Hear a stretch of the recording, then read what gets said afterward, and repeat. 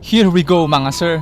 Boruto Time Skip to Blue Vortex Chapter 36 Spoilers. Isa sa mga royal advisor ng Panginoong May Lupa na si Lord Gobu ay muli na nga ding pinakita. Sayang talaga men na hindi pa nga to na dedo. At syempre bukod dyan, kaalinsabay nga din itong dalawang matanda na siyang nakakabwisit nga na buhay pa nga rin dito sa time skip ng Boruto ay ang dalawang matanda na tropa nga ni Danzo. At ang kanilang plano nga dito ay ang pagtanggal nga daw o pag-alis kay Shikamaru bilang tumatayong Hokage. So bonak nga talaga to mga pare koy. Mga tolonggis nga talaga itong mga nakakabwisit na to. Kashin Koji, tuluyan na nga nakuha o nahuli nila Amado at nandito na nga sa kanyang laboratorio na mukhang ginamitan nga din siya ng isang posas na tulad nga na nangyari kay Boruto upang mangyaring hindi nga din siya makawala at makagamit ng kahit anumang jutsu. Mamen, ano kayang plano o binabalak nitong ni Amado kay Kashin Koji at kinuha nga niya ito? So may buhos ba tayo, Foreman? At kinulang ka sa tao? Well, palag naman tayo dyan, Foreman. Basta libre na ang Sting at Camel. At speaking nga of Kashin Koji, nangyari nga ng update na naman ang kanyang 10 directions at naglabas nga muli ito ng mga possible future na nakita nga niya na mangyayari sa hinaharap. At ang isa nga sa mga nakita niya dito ay mukhang ito nga ang full Boroshiki mode. Mamen,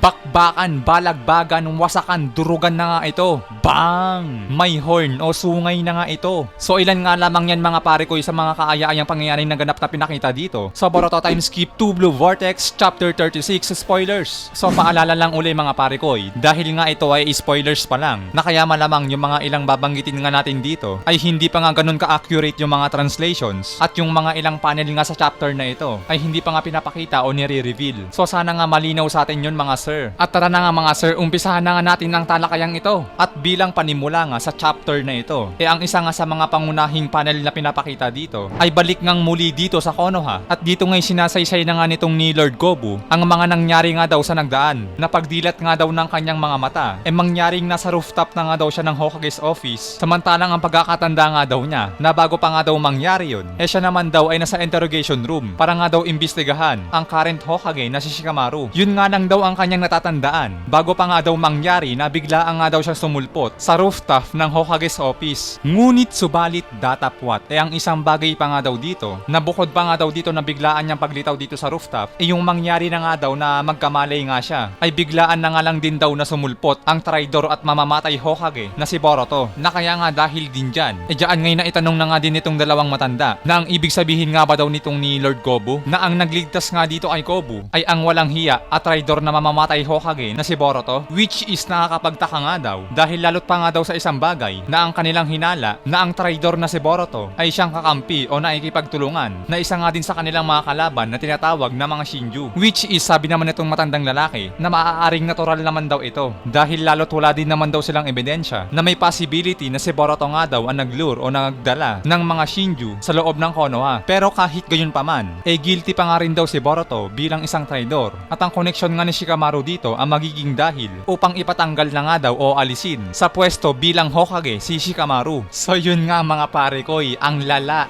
grabe, tinulungan na nga ni Boruto na muntik nang mamatay itong bodak na to na si Lord Gobu, tapos dagdag mo pa tong dalawang bonak din na dalawang matandang to na tolonggis nga din mag-isip. Imbis na kahit man lang babaan yung kaso o guilty kay Boruto, ang nangyari tumawid pa nga ito at nadamay pa si Shikamaru na pwede na nga itong matanggal sa kanyang pwesto. Ganyan nga kalala itong pamamahala nila mga pare koy. Parang Pilipinas lang boy. But anyway mga pare koy, matapos nang ipakita mga ilang pirasong panel na yan, lumipat na nga ang eksena dito kay Kashin Koji na nandito na nga sa lungga ni Amado at ang kanyang mga kamay nga ay nahahawakan nga ng isang klase na espesyal ng posas na katulad nga ng ginawa kay Boruto upang mangyaring siya nga ay hindi makatakas. At kaalinsabay nga din yan, dito nga pinapakita na sinasabi nga ni Amado dito kay Koji na yung patungkol nga daw sa 10 direction na ability nitong ni Koji na mukhang kaaya-aya nga daw yon at napaka-interesadong malaman. Na kaya nga dahil din dyan dito nga dinerecho na nga rin ni Koji at itinanong na nga niya dito na ano nga ba daw ang kailangan o ang binabalak nitong ni Amado, na siyang sinabi naman ni Amado na yung patungkol nga daw sa 10 direction ni Koji bagamat maganda nga daw ito, sa kabilang banda naman daw marahil nga na hindi nga daw naisip ni Koji na maaaring mangyari nga daw na magdala nga din daw ito ng kapanganiban o hindi magandang dulot sa kanilang kinalalagyan. Pero isang bagay naman ang itinanong dito ni Koji na yung patungkol nga daw kay Kawaki. Gaano nga ba daw ka-concern si Amado patungkol dito? Na sinabi naman ni Amado na nakikawaki nga daw kasi yung details o information or lahat ng data na si Akibi, which is naka-store nga daw dun sa karma ni Kawaki. Na kaya nga dyan nang marinig nga ito ni Koji, sinabi na nga rin niya dito kay Amado na yung status nga daw kasi ni Kawaki na nakita nga daw niya gamit ang 10 directions, mataas nga daw ang tsansa at lagi nga daw itong napapahamak kontra o laban kay Jura. Madalas nga daw itong muntik mapahamak pag nakakaharap nga daw nito si Jura. Yun nga daw ang mga bagay na nakita ni Koji sa hinaharap patungkol kay Kawaki. At dahil dyan ay nagpasalamat nga si Amado at lalot sa isang bagay pa nga din daw na nakausap nga niya itong si Koji ng direkta. Ngunit subalit datapwat, habang nangyayari nga ang usapang yan, mangyaring ang kasunod naman na pinapakita dito ay nag-undertaker na naman itong mga mata ni Koji na mula nga dyan ay pinapakita nga din dito na pag-activate na naman at pag-update ng 10 direction ni Koji na muli ngang pinapakita dito ang mga ilang bagay na naman na mangyayari nga sa hinaharap or sa future, mga possible outcome na maaari nga nila muling gamitin na kung ano nga ba dapat ang sundin at kung ano nga din ba ang dapat baguhin sa kasalukuyan. Na isa nga sa pinapakita dito is yung mga naging plano o mga binabalak nga nila Sarada at Boruto na pagpain nga nila kay Code na ang magiging resulta nga daw nito na siyang isa nga sa pinapakita dito na habang naglalakad nga si Sarada sa Konoha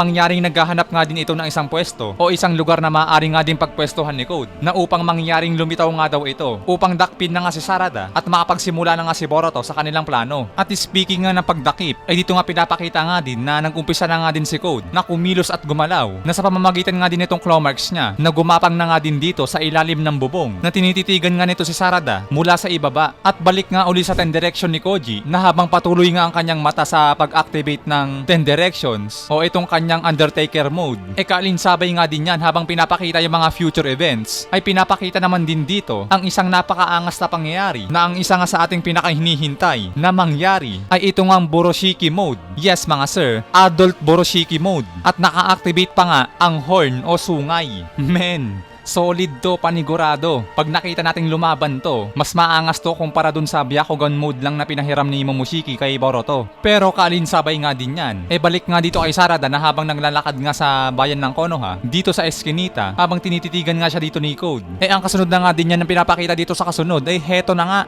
Mula nga sa bubong ay sumulpot o tumalon na nga dito si Code sa likuran ni Sarada at gamit ang kanyang kabilang kamay agad nga din nitong dinakma ang uluhan ni Sarada at sa pamamagitan nga din nitong claw marks na nilapag nga agad ni Code sinubsob nga niya agad ng mukha dito ni Sarada na para nga teleport na to papunta sa lugar na pagdadalhan niya dito at balik nga uli sa 10 direction ni Koji nang pinakita na nga itong Boroshiki mode ni Boruto na may horn. Bukod pa nga dyan guys, ipinapakita nga din dito na nag-extend pa nga yung pag-update ng 10 direction ni Koji na naglabas pa nga ito ng mga ilang mga panibagong mangyayari sa future na sa mga panibagong pangyayari nga na nakita nga niya may isang bagay nga dito na mas lalo pa nga niyang ikinagulat at yan nga guys ang huling panel dito na pinapakita para nga dito sa ating review ng Boruto Time Skip 2 Blue Vortex Chapter 36 Spoilers. Talagang nagpahuli nga si Sarada kay Code. Nasaan na nga ba si Boruto? Itutuloy nyo ba ang plano? Magtatagumpay nga ba sila? At ano nga rin ba ang isa pang bagay na nakita ni Koji sa kanyang 10 directions na kanya nga rin ikinagulat ng husto? At yan nga mga sir ang ating aalamin sa susunod para nga sa ating full review ng chapter na ito. At kaya hanggang dito naman tayo guys, maraming salamat sa inyong panonood. Keep safe palagi, sana ay nag-enjoy kayo. See you sa ating full review para sa kabuuang pangyayari. Hanggang dito, Anime Tagalog Talakayan nagpapaalam.